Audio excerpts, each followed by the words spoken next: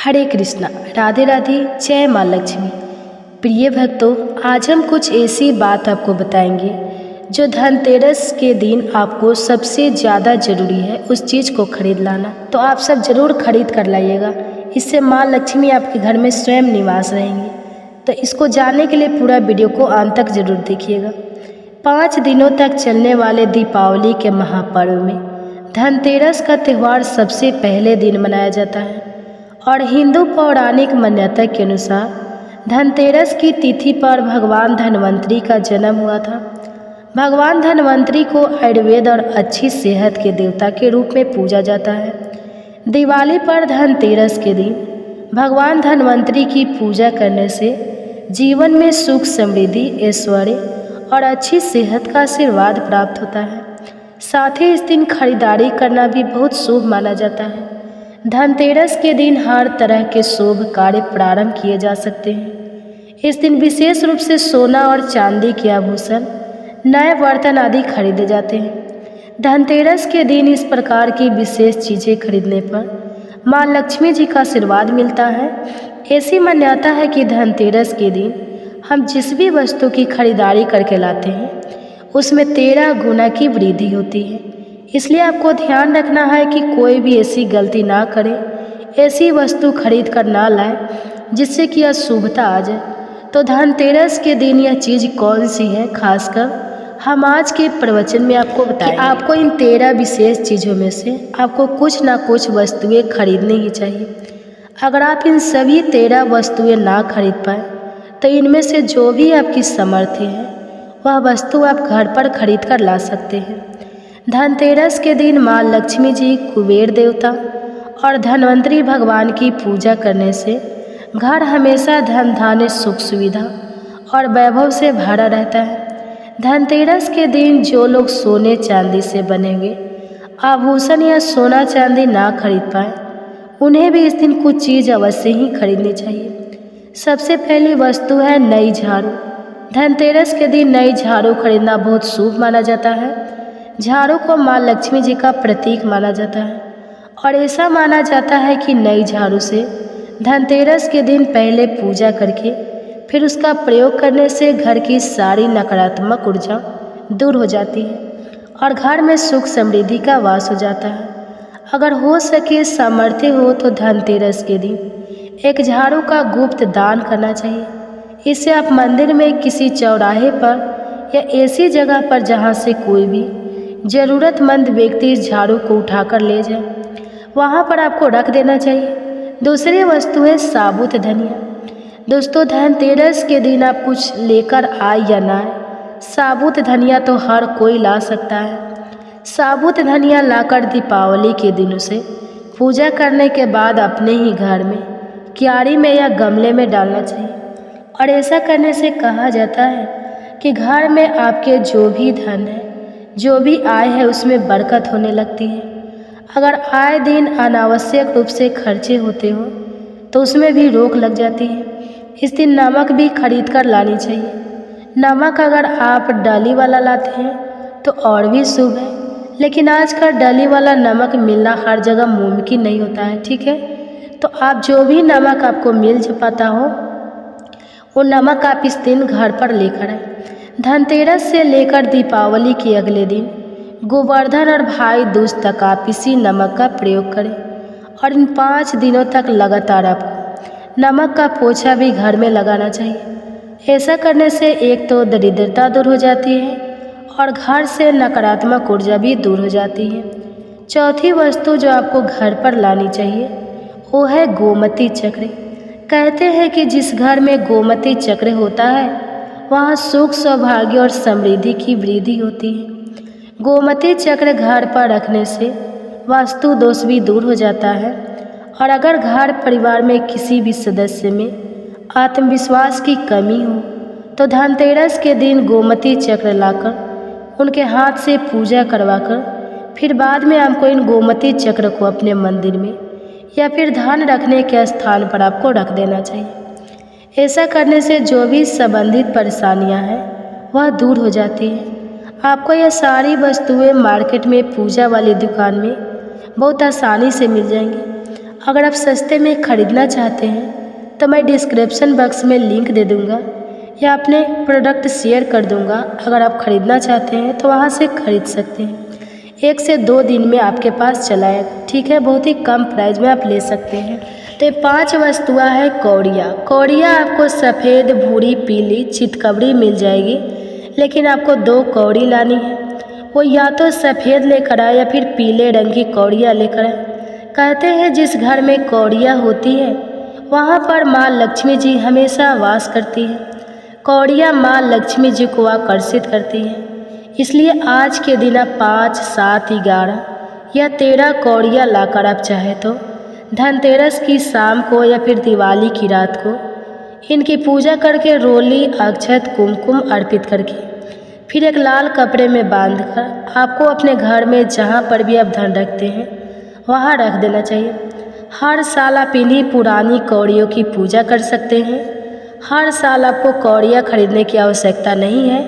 यदि आप नई कौड़ियाँ खरीदना भी चाहते हैं तो पुरानी कौड़ियों को आप जल में प्रभावित कर दें, ठीक है। 6ठी वस्तु है श्रीयंत्र। श्रीयंत्र खरीदते समय देखिए कि उस पर सभी चिन्ह, सभी जो भी निशान होते हैं वह अच्छे से अंकित होना चाहिए। श्रीयंत्र जिस घर में होता है, नियमित रूप से श्रीयंत्र की पूजा जिस घर में होती है वहाँ पर भी कभी धन का अभाव नहीं रहता। श्रीयंत्र की उत्पत्ति को लेकर धार्मिक पुराणों में उल्लेख मिलता है कि एक बार महालक्ष्मी जी अप्रसन्न होकर पृथ्वी से बैकुंठ लोक चली गई। माता के रुष्ट हो जाने से धरती पर बहुत सारी समस्याएं प्रकट हो गई। ब्राह्मण और महाजन बिना लक्ष्मी जी के निधन हो गए। तब ब्राह्मणों में श्रेष्ठ विशिष्ट मुनि ने निश्चय किया कि मैं लक्ष्मी जी को प्रसन्न कर पृथ्वी पर वापस ले आऊँगा। जब मुनि विशिष्ट बैकुंठ में जाकर महालक्ष्मी जी से मिले तो उन्हें पता चला कि महालक्ष्मी जी तो अब प्रसन्न हैं और वह किसी भी स्थिति में पृथ्वी पर आने को तैयार नहीं है। तब विशिष्ट जी ने वहीं पर बैठकर भगवान विष्णु की आराधना शुरू कर दी। नारायण ने प्रसन्न हैं होकर मुनि विशिष्ट को अपने दर्शन दिए। विशिष्ट जी ने श्री हरि विष्णु से कहा कि हम पृथ्वी पर बिना लक्ष्मी जी के बहुत दुखी हैं। हमारे सारे आश्रम उजड़ गए, धरती पर वैभव खत्म होने वाला है। यह सुनकर भगवान विष्णु विशिष्ट मुनि के साथ लेकर महालक्ष्मी जी के पास गए और उन्हें मनाने की कोशिश की, लेकिन फिर भी महालक्ष्मी जी नहीं मानी। तब उन्होंने कहा कि मैं किसी भी स्थिति में पृथ्वी पर वापस जाने को तैयार ही नहीं हूँ। जब चारों दिशाओं में महालक्ष्मी जी के पृथ्वी पर वापस न आने की बात फैल गई, तब देवताओं के गुरु बृहस्पति जी ने एक युक्ति सुझाई। उन्होंने कहा कि अब श्रीयंत्र साधना ही एकमात्र उपाय बचा है, जिसे महालक्ष्मी जी को धरती पर आना ही पड़ेगा। गुरु बृहस्पति जी के निर्देशों से श्रीहरि ने धातु पर श्रीयंत्र का निर्माण किया और उसे मंत्र सिद्ध प्राण प्रतिष्ठा युक्त करते हुए दीपावली के 2 दिन पूर्व धन त्रयोदशी को श्रीयंत्र पर स्थापित करके विधि विधान से उसका पूजन किया। पूजन समाप्त होते माता लक्ष्मी जी को वहां आना ही पड़ा और वे बोली कि मैं किसी भी स्थिति में यहाँ आने के लिए तैयार नहीं थी। यह मेरा प्रण था, परंतु बृहस्पति जी की युक्ति से मुझे आना ही पड़ा। श्रीयंत्र मेरा आधार है और इसी से मेरी आत्मा भी बसती है। यही कारण है कि धनतेरस के दिन श्रीयंत्र खरीदना चाहिए और अपने घर में स्थापित करना चाहिए। 7वीं वस्तु है 7 मुखी रुद्राक्ष की माला या फिर 7 मुखी रुद्राक्ष। अगर आप धनतेरस के दिन 7 मुखी रुद्राक्ष को घर पर लाते हैं और फिर उसकी विधि विधान से पूजा करते हैं या भगवान शिव की पूजा में आप इस रुद्राक्ष को प्रयोग करते हैं, किसी भी मंत्र का जाप करते हैं, तो उससे भी आपके घर में कभी परेशानी नहीं आती। किसी प्रकार का कोई अकाल मृत्यु का भय नहीं रहता, क्योंकि दीपावली दीपों का त्यौहार होता है और इस दिन अपने घर में सामर्थ्य के अनुसार दीपक जलाए जाते हैं। धनतेरस के दिन भी दीप जलाना चाहिए।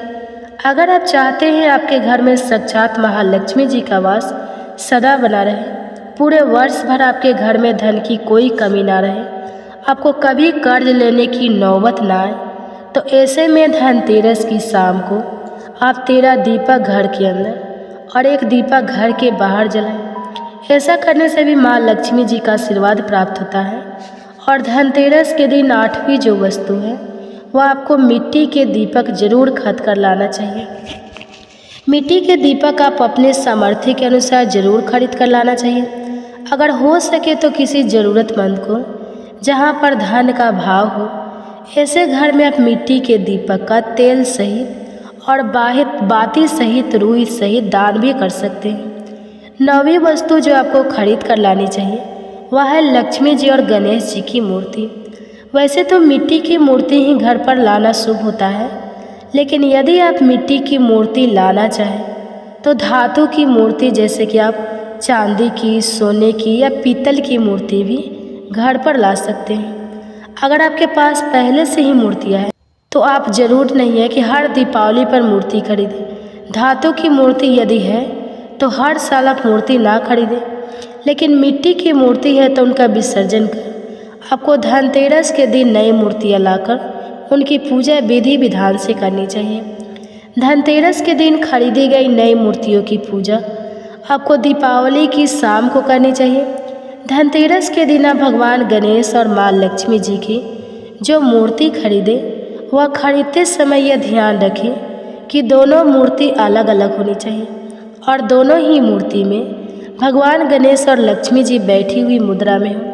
खड़ी हुई मुद्रा में लाई गई जो मूर्तियाँ होती हैं वह उग्र स्वभाव की और चंचल मानी जाती है। अगर आप खड़ी मुर्दा वाली मूर्तियाँ लेकर आते हैं तो ऐसे में धन का भाव पक्के घर में लगातार बना रह सकता है। और आपको ध्यान रखना है कि जो मूर्तियाँ आप लेकर आए वह कहीं से भी खंडित ना हो, टूटी हुई ना हो। गणेश जी की प्रतिमा खरीदते समय ध्यान रखें कि उनकी जो सूंड है वह बाईं तरफ मुड़ी हुई हो और उनका वाहन मूषक भी उस मूर्ति में जरूर बना हो। और भगवान गणेश के एक हाथ में लड्डू या मोदक भी होना चाहिए। और महालक्ष्मी जी की जो मूर्ति है वह कमल के फूल पर विराजित होनी चाहिए और उनके हाथ में सिक्के हो या फिर सिक्के गिरने वाली अवस्था में हो। ऐसी मूर्तियाँ घर पर लाना बहुत शुभ होता है। बहुत से लोग आज के दिन उल्लू पर विराजमान मूर्ति या फिर तस्वीर घर पर लेकर आते हैं, लेकिन आपको हाथी या फिर कमल के फूल पर विराजमान लक्ष्मी जी की मूर्ति या तस्वीर घर पर लानी चाहिए। कभी भी प्लास्टिक और पेरिस जिसे पोप कहते हैं प्लास्टिक की मूर्तियाँ स्थिर नहीं खरीदनी चाहिए और ना ही पूजा में उनका प्रयोग करना चाहिए। आप केवल मिट्टी की या फिर धातु की मूर्ति ही लेकर आए। अष्ट धातु की मूर्ति भी आप ला सकते हैं। धनतेरस के दिन आपको जो 10वीं वस्तु खरीदनी चाहिए वह है कुबेर यंत्र। कुबेर यंत्र जिस घर में होता है वहाँ पर धन के देवता कुबेर का वास होता है। साथ ही माँ लक्ष्मी जी भी वहाँ पर वास करती हैं। आपको उत्तर दिशा में धन कुबेर यंत्र की स्थापना करनी चाहिए। इस दिशा का सही निर्माण परिवार में समृद्धि और खुशियों को लेकर आता है। साथ ही अगर आपके घर में किसी तरह का कोई वास्तु दोष है तो वह दोष भी दूर हो जाएगा और व्यापार में आपके कारोबार में खूब बरकत भी होगी। कई बार लोग खूब मेहनत करने के बाद भी इतना धन नहीं कमा पाते जितनी आप मेहनत करते हैं, और मेहनत करने के बाद भी आपके धन की तिजोरी खाली रहती है। तो उसे पूरा साल भरा रहने के लिए आपको धनतेरस के दिन और दिवाली के दिन कुबेर यंत्र की विधि विधान से पूजा भी करनी चाहिए। कुबेर देवता के मंत्र ओम यक्षराज विगे धीमति तनो कुबेर पचोदयाता का कम से कम 1 माला या 51 बार जाप करना चाहिए। 11वीं वस्तु है सोने चांदी के आभूषण या फिर सिक्का। अपनी सामर्थ्य के अनुसार आपको आज के दिन सोने चांदी के आभूषण या फिर कोई भी चांदी का सिक्का खरीदनी चाहिए और उसका भी पूजा आपको करनी चाहिए। यदि आपकी सामर्थ्य ना हो तो आप सोने चांदी के आभूषण या सिक्के की बजाय मिट्टी के बर्तन या 1 चम्मच भी आज के दिन खरीद कर लाते हैं तो इससे भी आपके घर में पूरे साल खूब बरकत होती है। सब जानते हैं कि धनतेरस के दिन नए बर्तनों की खरीदारी की जाती है, लेकिन नए बर्तनों में भी आपको यह ध्यान रखना है कि आज के दिन यदि आप पीतल के बर्तन खरीद कर लाते हैं तो वह ज़्यादा सौभाग्य होते हैं। आप पुराने टूटे हुए बर्तनों को बदल कर भी नए बर्तन घर पर खरीद कर ला सकते हैं। जिसकी यदि सामर्थ्य बर्तन खरीदने की ना हो तो उन्हें आज के दिन केवल पूजा से संबंधित जो भी सामग्री है वह खरीद कर घर लानी चाहिए। ऐसा करने से भी आपको धन, कुबेर भगवान और महालक्ष्मी जी का आशीर्वाद प्राप्त होता है। जिसकी अगर सामर्थ्य हो तो वह अपने सामर्थ्य के अनुसार इस दिन कुछ भी चाहे वह खरीद सकता है। लेकिन बर्तनों में आपको लोहे के बर्तन इस दिन भूल से भी नहीं खरीदना चाहिए। लोहे के बर्तन खरीदने से एक तो शनि दोष लगता है। शनि ग्रह से संबंधित परेशानियाँ आपके जीवन में, आपकी कुंडली में, घर परिवार में आ सकती हैं। केतु ग्रह भी बलवान हो जाते हैं। 13वीं वस्तु है पूजा का सामान और धार्मिक पुस्तकें। अगर आप अब तक बताई गई सभी 12 वस्तुएं खरीदने में असमर्थ हैं तो आज के दिन यदि आप अपने घर में पूजा से संबंधित कोई भी वस्तु खरीद कर लाते हैं, जैसे कि मिट्टी के दिए वगैरह कुछ भी लेकर आते हैं, तो इससे भी आपको धनतेरस के दिन की गई पूजा का पुण्य अवश्य ही प्राप्त होता है। अगर आपको पूजा से संबंधित कोई सामान लाना है, जैसे कि रोली, अक्षत, कुमकुम, कलावा या फिर कोई भी सामान, लौंग, इलायची, पान, सुपारी, बतासा, तो वह भी आप खरीद कर ला सकते हैं। इसके अलावा आप धार्मिक पुस्तकों में जैसे कि व्रत कथाएँ हैं या फिर पूरे हफ्ते पढ़ने वाले जो व्रत त्यौहार हैं, आरती की किताब है, और अगर आप पढ़ते हो तो आप पुराण भी अपने घर पर ला सकते हो। और पुराण घर पर लाने के बाद जब भी आपको समय हो तो खुद भी पढ़ना चाहिए और दूसरों को भी पढ़कर सुनाना चाहिए। यह आपको समय, सारी वस्तुएं, यदि आप इसमें से कुछ भी या सारी वस्तुएं भी खरीद कर लाते हैं तो उससे कहा जाता है कि आपके घर में पूरे वर्ष महालक्ष्मी जी की कृपा बनी रहती है। घर में कभी भी आपको कर्ज लेने की स्थिति नहीं आएगी। आप जितना भी कमाएंगे उसमें आपको 13 गुना की वृद्धि मिलेगी। अगर आज के ये बताए गए सुझाव आपको अच्छे लगे तो कमेंट्स करके ज़रूर बताइएगा और जितना हो सके फैमिली फ्रेंड के साथ शेयर कीजिएगा। धन्यवाद।